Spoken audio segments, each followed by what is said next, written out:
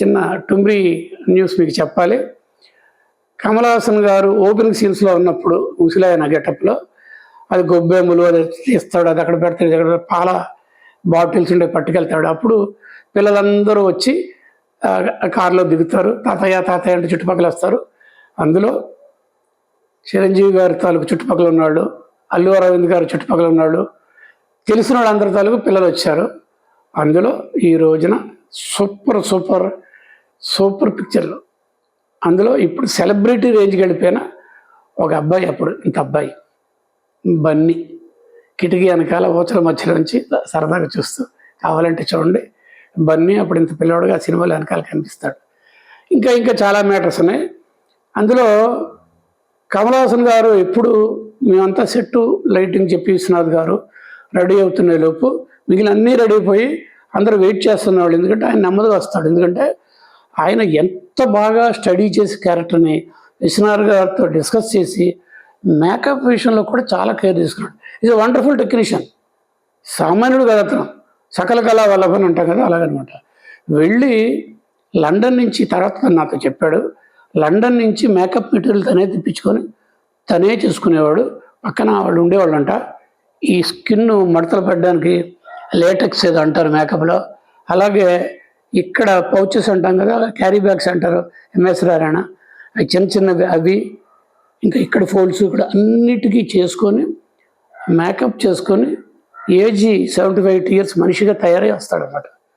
అద్భుతం. చూడగానే నిజంగా మనం ఏంటి కమల్ హాసన్ 8 yearsకి ఇలా ఉంటాడనమాట, కళ్ళెదురు కనిపిస్తున్నాడు. అలా వచ్చి అంత అద్భుతంగా చేసే సినిమా అంతా. మళ్ళీ తర్వాత ఫ్లాష్ బ్యాక్ వెళ్ళిపోయినప్పుడు మళ్ళీ నిజంగా స్వాతి ముత్యం ఎలా ఉంటుందో చక్కగా ఫ్రెష్గా ముత్యం లాంటి ఫేస్తో అంత యంగుగాను హార్డ్లీ 20-25 మధ్య ఉన్నట్టుగా అంత బాగా కనిపిస్తాడు. రాజమండ్రిలో దిగాం ఒక పర్టికులర్ షెడ్యూల్కో ఫస్ట్ దిగాం. ఓల్డ్ గెటప్ అంతా అరుణాచలం స్టూడియోస్లో ఆ ఇల్లు, ఆ ఇటుకల ఇల్లు, అవన్నీ ఓల్డ్ ఏజ్ ఇల్లు, ఎండులో సినిమా ఎండులో రాధిక అతని చేతుల్లో చనిపోయి అవన్నీ కూడా అరుణాచలం స్టూడియో సెట్టు. విశ్వనాథ్ గారు కలర్ స్కీమ్ అది అలా చెప్పే చేయిస్తారు ఆ డైరెక్టర్ వాళ్ళతో. ఏంటంటే ఎర్త్లీ కలర్స్ అంటాం మనం, అంటే బ్రైట్ కలర్స్ ఉండకూడదు, చక్కగా ప్యాస్టల్ కలర్స్ కథ ప్రకారం ఉండాలని. మేకప్ కూడా అలా ఉండేది. ఎక్కువ మేకప్ ఉంటే నేను ఒప్పుకున్నాను కాదు, నేను ఎలాగ ఒప్పుకున్నాను, నేను వంశమేమంతా ఒక రియలిస్టిక్గా ఉండాలి, సొసైటీ మేకప్లో ఉండాలి అని మామూలు కమర్షియల్ హీరోయిన్స్ వేసుకున్న ఏషియన్ పెయింట్స్ లాగా మేము ఒప్పుకునేవాళ్ళం కాదు. విశ్వనాథ్ గారు అంతే, ఇదిగో ఇంతే ఇలాగ ఉండాలని చెప్పి వాళ్ళకందరికీ చెప్పే చేయించేవాళ్ళు. ఆయన చెప్పింది చేయడం ఎవరు మాట్లాడడానికి లేదు, ఎందుకంటే అది సినిమా కోసం, మంచి సినిమా కోసం. అలాగా రాజమండ్రిలో దిగాము, రెడీ అవుతున్నప్పుడు తుంపర మొదలైంది. పైన కంప్లీట్ క్రౌడ్ వేసేసింది. అప్పుడు ఏం చేయాలి ఏంటి మరి ఏమో, డ్రెస్ మీద కూడా కమల్ హాసన్ గారి డ్రెస్ మీద డ్రాప్స్ కనిపించి చిన్న బ్రౌన్ కలర్లోంచి డీప్ బ్రౌన్ అవుతుంది, ఇంకా రకరకాలుగా ఉంది. అప్పుడు విశ్వనాథ్ గారు మేనేజర్ని పిలిచి, అదిగో ఎదురుగుంట చర్చి కనిపిస్తుంది కదా, ఒక గంటలోపు వాళ్ళు ఏమైనా ఇస్తారా, ఓ 2-3 గంటలు మనం ఇక్కడి నుంచి అక్కడ షిఫ్ట్ అవ్వడానికి ప్లాన్ చేస్తారండి మైండ్లో, మీరు వెళ్ళి కనుక్కోరండి, ఓకే అంటే నాకు వచ్చి చెప్పండి అన్నారు. సరే వాళ్ళు వెళ్ళారు. ఈలోపు అలా ఉన్నాం, అటు ఇటు చూసుకుంటూ గొడుగులు పట్టుకున్నారు. కమల్ హాసన్ ఏం చేస్తున్నాడు, ఏమీ లేదు, చక్కగా ఆ పొలంలో ఆ బురదలో ఆ వరి చిన్న చిన్న వంగడాలు ఇంత ఉంటాయి కదా, దాని మధ్యలో చిన్నపిల్లలాగా క్రియేట్ చేసుకుంటూ పైన ఉన్న డ్రాప్స్ తుంపర్లు పడుతుంది. 4 పైన ఇలా పెట్టి ఒక డ్రాప్ పడతాడు, ఇలా తీసుకుంటాడు డ్రాప్స్ అన్ని. విశ్వనాథన్ ఎదురుకి రఘు చూడవా వాడు ఏం చేస్తున్నాడు, అది పట్టుకో క్లోజప్లో, అది పట్టుకుని నాకు నిజంగా ఆయన చెప్పింది కరెక్ట్గా అనిపించింది. పట్టుకున్నా ఇలాగో రఘు చూడు అక్కడ ఆ చిన్న ఆవు పరిగెత్తుంది కదా ఎగురు వీడియోలాగా, అది కూడా అలా చేస్తున్నా, తోకలా అనుకుంటా చౌలీలో పెట్టుకొని చిన్నది, అది పట్టుకో అంటే అది తీసాను ఇది తీసాను. ఈ సినిమాలో చూడండి, 2 చక్కగా ఎడిటింగ్లో విశ్వనాథ్ గారు చేశారు. తర్వాత చర్చిలోకి వెళ్ళిపోయి ఇంకా కుదరదు, అక్కడ ఏదో వాళ్ళు పర్మిషన్ తెచ్చేలోపు 2 షాట్లు 3 షాట్లు తప్పించి ఇక్కడ ఇంకా కుదరదు వర్కింగ్ షెడ్యూల్. అంటే ఒక కాల్ షీట్ వేస్ట్ చేయడానికి ఇష్టం లేదు, లోపలికి వెళ్ళిపోయాం. అది తెలుసు మీకు. ఆయన శర్మని చెప్పుకుంటూ క్రిస్టియన్ ఫాదరీలాగా ఆయన కూడా ఆయన చెప్పిందని ఈయన చెప్పుకుంటూ కమల్ హాసన్ వచ్చి అందరినీ ఆశ్చర్యచకితులు చేయడం ఇవన్నీ.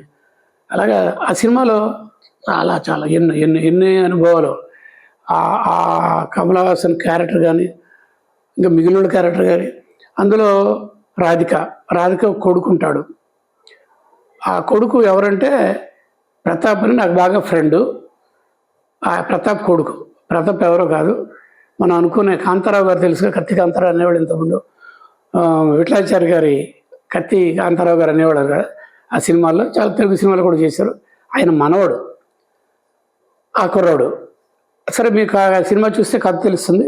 రాధిక వచ్చేయడం, ఇతనేమో ఆవిడ్ని దగ్గర అవడం, వాళ్ళిద్దరు కలిసి తర్వాత లీడ్ చేయడం లైఫ్. ఒక చోట ఒక రాజమండ్రిలోనే ఒక లొకేషన్ ఉంది, నాకు పేరు గుర్తురాట్లే. అక్కడ గానుగు ఉంది ఒరిజినల్గా. గానుగు దగ్గర అటు ఒక ఇల్లు, ఇక్కడ ఒక ఇల్లు, అలాగేదో ఉన్నాయి. అక్కడ షూటింగ్ చేస్తున్నాం రకరకాలుగా. చాలా పార్ట్ షూటింగ్ చేసాం. ఆ రోజున సీన్ ఏంటంటే, సుత్తి వీరభద్ర, మీకు అప్పటికి 4 స్తంభాలు వచ్చింది. సుత్తి వీరభద్ర ఇతనికి మేనమామ మీద అవుతాడు.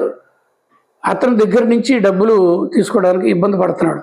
నిజానికి ఆస్తంతా ఏమో కమల్ హాసన్ తాలూకుది, కానీ ఆయన చలాయిస్తున్నాడు, డబ్బులు అడుగుతూ కూడా ఇవ్వట్లా. ఆ చిన్న సీన్ జరుగుతున్నప్పుడు కమల్ హాసన్ని అతను తరిమేస్తాడు. నీకు ఆవిడిస్తాడు అంటే, అప్పుడు ఇతను కోపం వస్తే ఏం చేయాలో అర్థం కాదు, అంటూ ఉంటాడు. అప్పుడు దూరం నుంచి ఆస్తి ఉంది, చలాయిస్తుంది అతను అని చెప్పి ఆ సీన్ చూసి కమల్ హాసన్ని అలా చేయడం అనేది, తను ప్రస్తుతం వాళ్ళిద్దరు పేరు అయ్యారు, భార్యాభర్తల కింద అయ్యారు. ఎందుకంటే ఆ రాముడి దీంట్లో పండగలో కమల్ హాసన్ తీసుకెళ్ళి తెలుసో తెలియకుండా ఆవిడ మెడలో తాళి కట్టేస్తారు. మీకు సినిమా చూస్తే మీకు చూసే ఉంటారు. అప్పుడు ఆవిడ లేచి వచ్చి నెమ్మదిగా ఒక కర్ర తీసుకొస్తుంది. రాధిక తీసుకొచ్చి కమల్ హాసన్కి ఇచ్చి వెళ్ళు అని అంటది. ఇది సీను, కొట్టాలి. ఈ సీను అంతా వెనక ముందు కొంత తీసాము. విశ్వనాథ్ గారు కొన్ని షాట్లు అయిన తర్వాత రఘు కెమెరా చేత్తో పట్టుకున్నారు. ఏంటి విశ్వనాథ్ గారు చేత్తో పట్టుకోమంటాం ఏంటి? అది క్రైమ్ సినిమాల్లో, కౌబాయ్ సినిమాల్లో కేఎస్ఆర్ దాస్ గారు మోసగాడు రోజుల్లో లాగా విశ్వనాథ్ గారు నన్ను హ్యాండిల్ చేయమంటున్నారు ఏంటి, ఇదేంటి అనుకుంటే, నువ్వు చేసే కదే చాలా సినిమాలు ఫైటుల్లో, పట్టుకును, ఎందుకు నీకు అర్థం అవుతున్నారు. సరే పట్టుకుంటే ముందు ఆయన ఒక రౌండ్ చేసి చూపించారు. అంటే దానికి ఎక్కడ స్టార్ట్ అవుతుంది, ఎక్కడ ఎండ్ అవుతుంది, మూమెంట్ ఏంటి తెలియదు. దాన్ని ఒక రకమైన సీన్కి బట్టి, అప్పటికప్పుడు వచ్చిన ఎమోషన్ బట్టి ఆర్టిస్టులు చేసే ఒక టైప్ ఆఫ్ యాక్టింగ్ అనమాట అది. విశ్వనాథ్ గారు చేశారు. వెళ్ళి ఆ కర్ర తీసుకొని వెంటబడి, వీరభద్ర వెంటబడి, లంబడీకి అనుకుంటా, సినిమా బాగా నోటెడ్ అది, లంబడీకి అనుకుంటా కర్ర తీసుకెళ్ళి వెళ్ళి కొట్టి లోపల పరిగెత్తుకి గొళ్ళు వేసేసుకుంటాడు. ఆ గ్రిల్లు దాంట్లోంచి కూడా కర్రతో పడడం అంత అద్భుతంగా చేసి ఫ్యాంటాస్టిక్గా, నిజంగా ఎంత బాగుంది అనిపించేట్టు విశ్వనాథ్ గారు చేశారు. కమల్ హాసన్ గారు రావాలి. సరే, కమల్ హాసన్ వచ్చిన తర్వాత ఆ షార్ట్ ఇదే అని చెప్పేసి, ఇప్పుడు నాకు అర్థమైంది ఎందుకు పట్టుకోమన్నారు. కెమెరా హ్యాండ్ హెల్డ్ చక్కగా స్టాండ్ మీద తీసి అటు ఇటు తిప్పుతుంటే స్టాటిక్గా స్పిరిట్ లెవెల్లో ఉండే షాట్లో ఎమోషన్స్ ఇంతగా రావు. అందుకని అంటే వోలటైల్ అంటాం మేము, టెక్నికల్ వర్డ్ అంటే వోలటైల్ అంటే స్థిమితంగా లేని సిచ్యుయేషన్ అనమాట. ఇక్కడ కూడా అలాంటిదే. అందుకని చేత్తో పట్టుకున్నారు. నాకు అలవాటే కాబట్టి అన్వేషణ లాంటి సినిమాలు చేత్తో పట్టుకుని అలవోకగా చేశాను కదా, బ్రహ్మాండంగా అనుకున్న స్కీమ్ అర్థమైంది, పట్టుకున్నాను. ఇప్పుడు కమల్ హాసన్ వచ్చిన తర్వాత ఎక్స్ప్లెయిన్ చేసి కమాన్ అని టేక్ చేస్తే కమల్ హాసన్ కూడా అంత బాగా చేశాడు. ఈయన ఎంత బాగా చేశారో అలాగేనే చేశాడు. షార్ట్ కట్, నెక్స్ట్ ఆ సీన్ దాంతో ఎండు 2-3 షాట్లు అయిన తర్వాత నెక్స్ట్ లొకేషన్కి వెళ్ళినప్పుడు నా ఫోకసింగ్ అసిస్టెంట్స్, లాస్ట్లో ఉన్న అసిస్టెంట్ డైరెక్టర్ వాళ్ళందరూ నా దగ్గరకు వచ్చి ఊరికే సరదాగా ఉంటారుగా, షార్ట్ టు షార్ట్ మధ్యలో గ్యాప్ ఉంటుంది, సీన్కి మధ్యలో మళ్ళీ ప్రిపరేషన్స్, లైట్లు మార్చాలి, ప్లేస్మెంట్ వెళ్ళినప్పుడు వాళ్ళు నా దగ్గరకు వచ్చి, సార్ విశ్వనాథ్ గారు సార్ చేశారు కదా, విశ్వనాథ్ సార్ తర్వాత కమల్ హాసన్ గారు చేశారు కదా, ఆయన అంత బాగా చేశారు కదా, విశ్వనాథ్ గారు అంత బాగా కమల్ హాసన్ కాదు కదా, చేయలేదు కదా అని అంటే ఎవరికల్లా నవ్వుకోనంటే, ఎందుకు చెప్తున్నానంటే విశ్వనాథ్ గారు పెర్ఫార్మెన్స్ అన్పారలల్గా ఉంటుంది అనమాట. అంతకని ఇంకా బాగా ఎవరు చేయలేరనంత గొప్పగా చేసి చూపిస్తారు. మీకు వాళ్ళు ఎవరు చేసినా విశ్వనాథ్ గారు లాగా చేశారనో పర్వాలేదనో అనుకుంటాను. ఆ పర్టికులర్ సీన్ నాకు బాగా గుర్తు. ఇదే కాదు, ఇంకా చాలా చాలా సీన్స్, గొప్ప సీన్స్, కంట తడి పెట్టే సీన్లు ఎన్నో ఉన్నాయి. అందులో ప్రత్యేకించి సినిమా చూసిన చాలామంది నేను మా ఇన్స్టిట్యూట్లో మా పిల్లలకు కూడా అబ్జర్వేషన్ కోసం వేశాను. సినిమా ఎండ్ అయ్యింది, టైటిల్స్ వచ్చే ముందు మొత్తం పిల్లలంతా 150 మంది దాకా ఉన్నారు చూస్తా. అస్సలు నాన్ స్టాప్ క్లాప్స్ కొట్టేస్తున్నారు. ఒకటి సినిమా గొప్పతనం. అప్పుడు నేను ఆగండి ఆగండి అని చెప్పి, ఈ క్లాప్స్ నాకు కాదు, ఇవన్నీ విశ్వనాథ్ గారికి, ఈ ఎక్కువ మీ క్లాప్స్ ఎక్కువ ఆయన మేఘ సందేశం ద్వారా ఆయన చేరితే నాకు ఆనందం. ఎందుకంటే ఆయన నా చేత చేయించారు. కాకపోతే ఏంటంటే మీకు తెలిసిన నేను, మీ డీన్గా ఉన్న నేను ఈ సినిమా చేశానని మీరు ఆనందం చేస్తానని చెప్పాను. అప్పుడు చాలామంది అడిగారు ఇంటరాక్షన్, ఎవరెవరు ఏంటి ఎలా చూశారు, స్వాతి ముత్యాలు ఎవరంటే వాళ్ళందరూ కొంతమంది విశ్వనాథ్ గారు, కొంతమంది కమల్ హాసన్, కొంతమంది రాధిక అన్నారు. బట్ యునానిమస్ వర్డ్ మాత్రం చెప్పారు. But excellent performance. వీళ్ళెవరు కాదండి, రాధిక డైలాగులు తక్కువ, ఎక్స్ప్రెషన్ ఎక్కువ.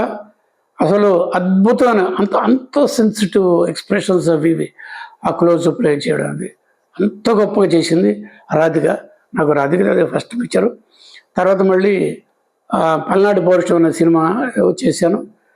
అంత మెచ్యూర్డ్గా ఆ విధవ ఇదంతో సహజీవనం గడుపుతూ అవతల అంటున్న మాటలకి పడుతూ కొడుకును చూసుకుంటూ ఆ పెర్ఫార్మెన్స్ ఎక్కువగా, డైలాగులు తక్కువ, ఎక్స్పీరియన్స్ ఎక్కువ కూడా విశ్వనాథ్ గారు కన్సీవ్ చేశారు. ఆ సినిమాలో ఇలాంటివి 1-2 కోకొలలు, అది విశ్వనాథ్ గారి ప్యూర్ క్రియేషన్ అనమాట. అలాంటి సినిమాలు క్రియేట్ చేయాలంటే విజ్ఞత ఉండే డైరెక్టర్స్ చేయగలరు. సెన్సిటివిటీ. విశ్వనాథ్ గారు ఏంటంటే మన గుండె నరాలని ఎలాగా ఇచ్చేయాలో, కదిలించాలో తెలిసిన వ్యక్తి. అంటే ఆర్ద్రత అంటారు పర్టికులర్గా. అంటే ఒక సీన్ చూసి మనం చెలించి మన కళ్ళలోంచి నీళ్ళు రావాలి.